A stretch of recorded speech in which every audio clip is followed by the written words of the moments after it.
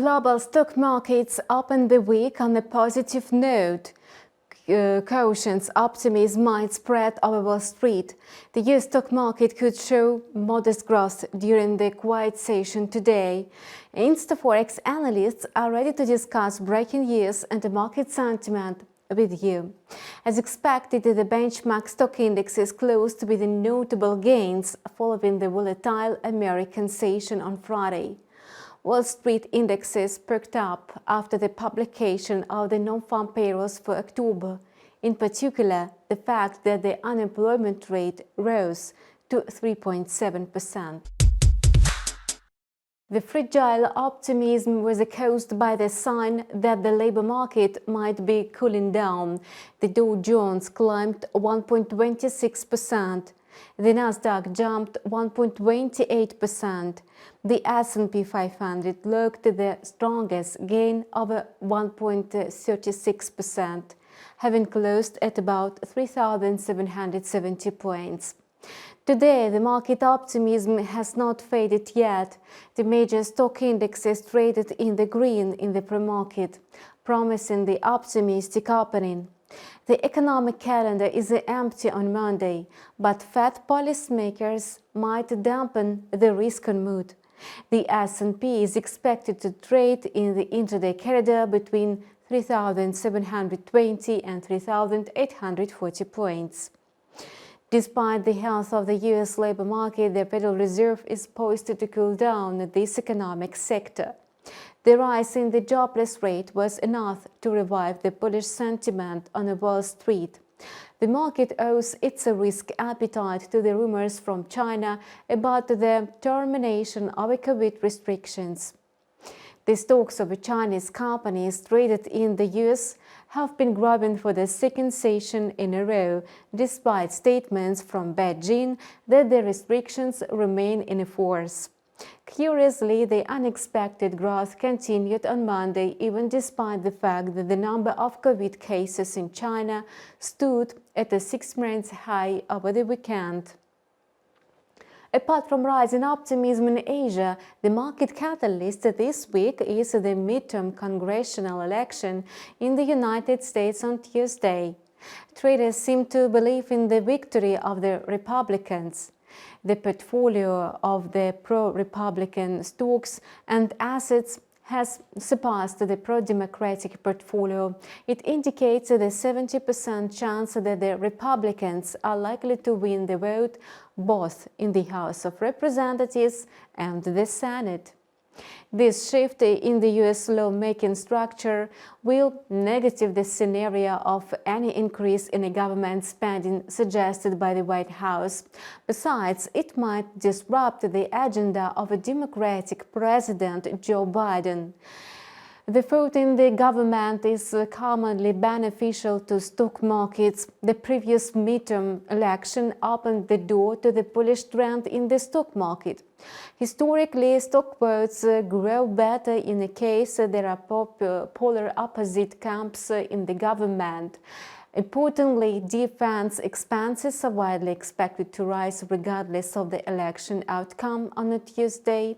In addition to the midterm election, investors will be alert to comments from Fed's policymakers and, above all else, the US inflation data, which is due on Thursday. The fresh CPI will shed light on the scale of the problem. The consumer inflation could have eased to 8% on a year in October. The core CPI could have slowed down to 6.5%. Apple shares slumped 1.4% in the New York pre-market after the company reported that it expected lower deliveries of premium iPhone 14 models than in the previous forecasts. Meta's shares surged to 5.3% because Facebook parent company announced massive layoffs starting from this week, so thousands of employees will be fired. The shares of Chinese firms JD.com, Alibaba and Baidu traded on the US exchanges climbed 1.6 to 2.8% despite the fact that Beijing confirmed its rough policy on COVID. On the back of growing risk appetite, the US dollar index looks soggy. Its decline slackened, though it has lost 0.35%. The overall bias is downward. The intraday corridor is seen between 109.70 and 111.20.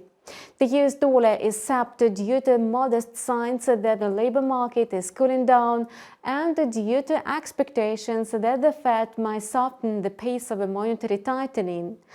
Thomas Barkin, Charles Evans, and Susan Collins share their viewpoint that the central bank has to shift focus away from the pace and size of rate hikes towards discussions of the ultimate level.